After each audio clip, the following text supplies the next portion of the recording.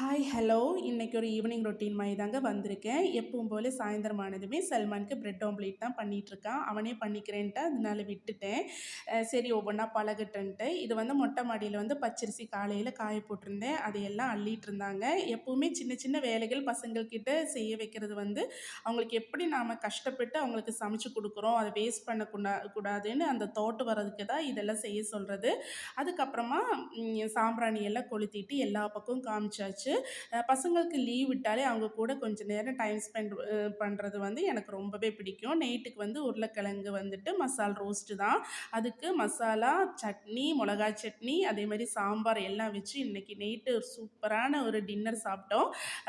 சல்மானுக்கு தான் ஃபஸ்ட்டு வந்து டேஸ்ட் பண்ணுறக்கு கொடுத்தாச்சு. அவன் வந்து சாப்பிட்டு பார்த்துட்டு சூப்பர்னு சொன்னோமே எங்களுக்கு வந்து கான்ஃபிடென்ஸ் வந்துருச்சு சூப்பராக இருக்குன்ட்டு. அதுக்கப்புறம் எங்களை டின்னர் முடிச்சுட்டு நாங்கள் வந்து தூங்க போயிட்டோம். ஓகே பாய், நெக்ஸ்ட் வீடியோவில் மீண்டும் சந்திக்கலாம்.